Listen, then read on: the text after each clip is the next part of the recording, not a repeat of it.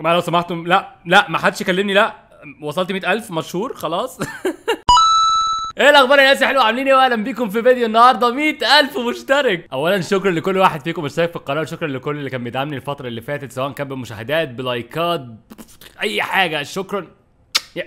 مش هطول عليكم في موضوع ال 100,000 بس بجد شكرا قوي. وما تنساش ان في Q&A موجود دلوقتي في انستجرام عندي. قدامك اعتقد حوالي 4 ساعات كمان تقدر تسالني اي سؤال عشان اخد السكرين شوتس لكل الاسئله اللي جات لي، وبعد كده اعمل الفيديو اللي هعمله المره الجايه ان شاء الله. الفيديو بتاع Q&A ما اعرفش هيبقى يوم الاثنين ولا يوم الاربع ولا حتى يوم الجمعه الجايه، احتمال يكون يوم الجمعه الجايه لان عايز اعمل حاجه نظيفه. استنوه. بس اهم حاجه روح اسالوني على انستجرام، رابط انستجرام موجود تحت في الوصف، موجود في التعليق المثبت. اسالوني هناك بسرعه عشان دي اخر فرصه ليكم عشان فيديو ال 100,000 مشترك الاصلي ده بس مجرد فيديو حكاوي جمعه. تمام؟ غير كده للاسف دي اخر حكاوي جمعه. ايوه انا عارف. الفكره ان انا خلاص ما بقاش عندي افكار كتير اعملها لحكاوي الجمعه، ما بقاش عندي قصص مميزه اقدر اخليها ثيم لوحدها. يعني انا كنت بخلي مثلا قصص المدرسه لوحدها، قصص الجامعه لوحدها، قصص مش عارف ايه لوحدها، قصص بتعملي ايه يا هوب والله. كنت بعمل كل حاجه لوحدها، قصص المدرسه، قصص الجامعه، قصص مش عارف ايه كل حاجه لوحدها. فدلوقتي خلاص الثيمز الحاجات اللي هي ليها علاقه ببعض خلاص بدات تختفي. فللاسف حكاوي الجمعه احتمال المره دي تكون المره الاخيره، وبعد كده تبقى حاجه عشوائيه. يعني كل ما افتكر قصص اكتبها وبعد كده اقولها لكم. فكانت سلسله حلوه، اتمنى تكونوا عجبتكم يعني وكده، وكان نفسي اطول فيها للابد بس الحلو ما يكملش، مش عارف. المهم النهارده مش هتكلم في حكاوي الجمعه قوي، النهارده هتكلم اكتر عن خزعبلات دينيه، حاجات كان اهلي بيقولوها لي عشان ابدا ابقى كويس، انسان محترم، انسان كده فاهمين. ما نفعتش تقريبا، بس المهم يعني كانت حاجات مخيفه جدا، وهنبدا باول واحده منهم دلوقتي حالا. اوكي انا عارف ان انا كنت بقول ان وانا صغير كنت طفل قلبوزه جدا، بس الكلام ده كان بعد ما جدتي توفت. انا قبل ما جدتي توفى كنت شاب رفيع جدا اقسم بالله يا هو. معلش اصل القطه بتعمل شويه دوشه كل ما باجي اسجل كده، ما اعرفش ليه هي بتحب بس تعمل دوشه. المهم يعني وانا صغير، لما كنت صغير خالص قبل ما جدتي تتوفى الله يرحمها، كان قبل ما اتم 8 سنين، كنت طفل رفيع جدا. فما كنتش باكل كويس خالص، وكان مامتي وجدتي ما بيحبوش الموضوع ده لغايه ما جدتي قررت تقول لي على حاجه مخيفه شويه. جدتي كانت بتقول لي دايما ان لو انا ما اكلتش الاكل بتاعي هيجري ورايا يوم القيامه، وانا كطفل صغير مخيلته واسعه ما كانش الموضوع بيعدي عليا بالسهل كده، لا انا كنت بتخيل حاجه غريبه جدا جدا. مبدئيا كده جدتي اقنعتني ان انا خلاص هخش النار، مهما حصل هخش النار، لان أنا كان في بالي مستحيل واحد يدخل الجنه ويبقى قاعد في حاله مرتاح وبعد كده يلاقي الاكل بيجري وراه، دي حاجه مش مريحه خالص. فانا خلاص اقتنعت ان انا خلاص جدتي شايفه ان انا هدخل النار، ما اعرفش عملت لها ايه في حياتي بس انا هخش النار والاكل بتاعي هيجري ورايا يوم القيامه.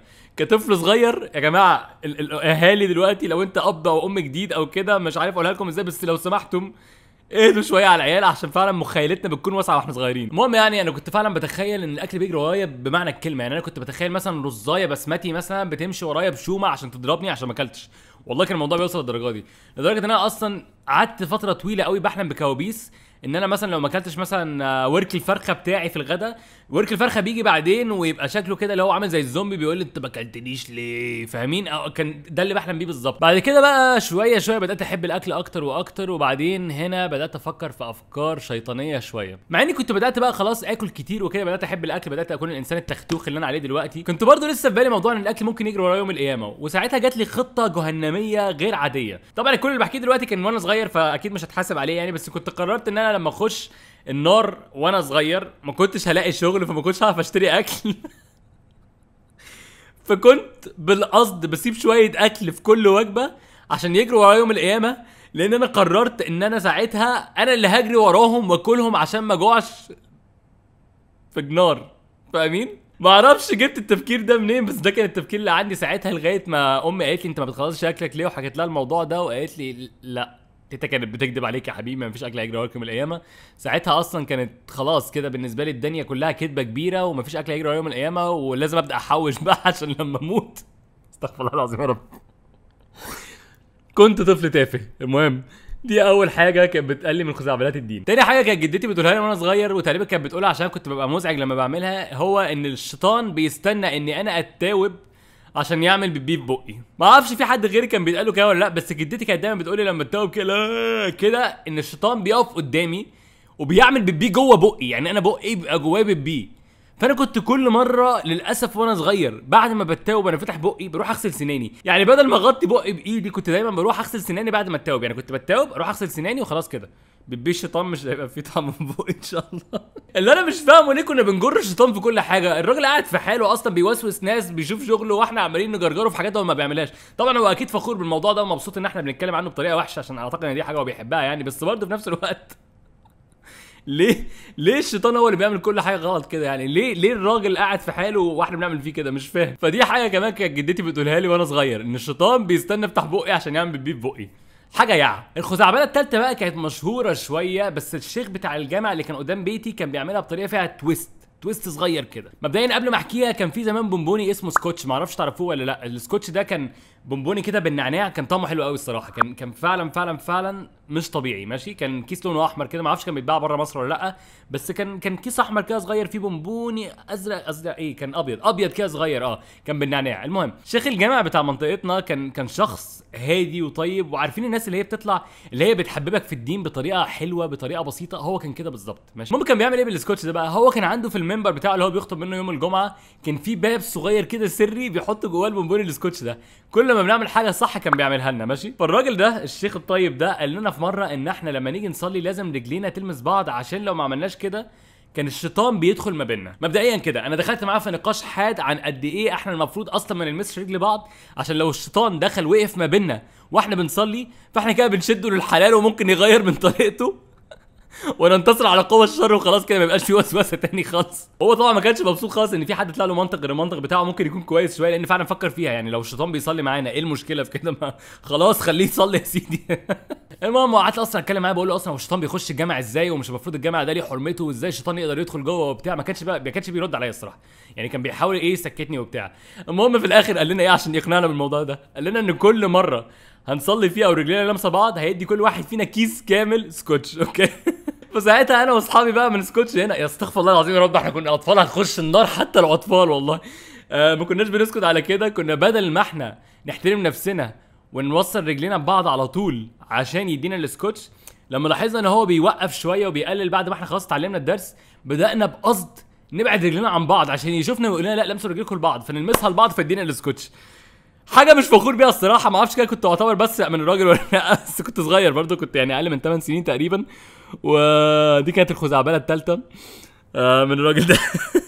اخر حاجه بقى كان حوار ان امي كانت في مره عايزه تقنعني بان النار هتبقى حاميه جدا، ولازم ان انا ما اكدبش واصلي وكل حاجه علشان ما اخشش النار. تمام، مش فاكر ايه اللي حصل بالظبط، بس انا كنت عملت حاجه غلط جدا لدرجه ان امي بدات تفكر ان هي لازم تديني مثال عن ان النار حاميه، بان هي تلسعني بحاجه سخنه. لحظه واحده قبل بس ما تفتكر ان امي كانت شريره، اسمع للاخر اوكي. ساعتها امي عملت ايه بقى؟ امي خدتني عارفين البتاع اللي بيعملوا بيها الشعر دي البنات، البيبي ليس ولا مش عارف اسمه ايه، خدتني للبتاع دي. كان ساعتها بتبقى عباره عن حديده مدوره كده، ما فيهاش يعني بلاستيك، يعني هي حديده كده وبتمسك في الشعر وبتعمل كده، ما اعرفش اشرحها ازاي، بس يعني ما كانش في حاجه تحميها. فامي عملت ايه؟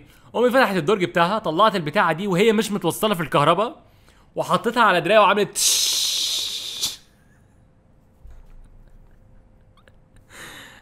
وانا هنا بدات اعيط واقول يا ماما بتلسع يا ماما، لا خلاص مش عايز اخش النار. كنت طفل تافه جدا، ولما امي عملت الصوت انا اقتنعت انها بتلسع وحسيت بوجع، ما اعرفش جبت الوجع منين، ما كانش في اي حاجه بتحصل اصلا، بتاعها كانت ساقعه اساسا، كانت بارده جدا، وما حسيتش بان هي ما بتوجعش غير لما امي اتفشخت ضحك وانا قعدت اضحك معاها بس. غير غير كده خلاص. وبعد كده امي قعدت بقى تقول لي بقى موعظه بقى، وطالما انت كنت خايف وهي مش متوصله والكلام ده، الله يرحمك يا ماما بقى. لا الله يرحمها، ادعوا لها. المهم يعني دي كانت خزعبلات الدين، دي القصه كانت عندي النهارده، ان الاكل كان بيجري ورايا يوم من الايام، ان الشيطان بيعمل بيب بقي، وان الشيطان بيخش يصلي ما بيننا ما اعرفش ازاي، وحوار النار اللي امي عملتها ده، وبس. دي كانت حكاوي الجمعه النهارده. للاسف دي غالبا هتكون اخر حكاوي جمعه، للاسف والله العظيم انا فعلا ده بيؤسفني جدا، بس انا حاولت فعلا اطلع بقصص تانية وما عرفتش افكر في حاجه، فانا اسف مليون اسف، بس اتمنى تكون السلسله عجبتكم لغايه دلوقتي. طبعا احتمال يطلع حكاوي الجمعه مره واحده عشوائيه، لو حصلت اوكي، بس لو ما حصلتش مش عايز ضغط بقى والناس تقول لي فين حكاوي الجمعه، مفيش محتوى يعني مفيش حكاوي الجمعه خلاص، لان مش عايزين نبوظ السلسله، هي السلسله حلوه كده. فدي خاتمه السلسله غالبا. شكرا جدا على المشاهدات اللي جت عليها، وشكرا جدا لكل اللي اتفرج عليها واللي عرفني منها. شكرا جدا على 100,000 مشترك يا جماعه. ما تنسوش الكيو اند اي موجود دلوقتي على انستجرام، رابط انستجرام موجود تحت في الوصف وموجود في التعليق مثبت. روحوا اسالوني اي سؤال هناك، قربنا هناك على 10,000 متابع كمان بالمناسبه. وبس يا جماعه والله بحبكم جدا فعلا، شكرا جدا على 100,000 مشترك. شكرا جدا لكل الناس اللي قالوا لي مبروك، كمان كل اصحاب اليوتيوبرز غالبا كلهم قالوا لي كده ما عدا كام واحد بس مش مشكله. وبس كده يا جماعه، اتمنى يكون الفيديو عجبكم. شكرا جدا على 100,000، مش عارف اقول ايه تاني. اشوفكم المره الجايه ان شاء الله. غطوا بقكم وانتوا بتتوبوا عشان الشيطان ما يعملش بيبي بقكم. سلام ستوي. تعرف اننا كل سعادة وهنا طلعنا ونطينا وعدينا في مجرد سنة، والكل واحد هنا عايزك تعرف اننا هنكمل مع بعضنا والكل هيعرف اسمنا. ولو انت او انت جداد خلونا نفتح الباب واوريكوا اعظم واجمل واحلى ترحاب. هنكمل للنهاية، مليون واحد الغاية والاخر الحكاية.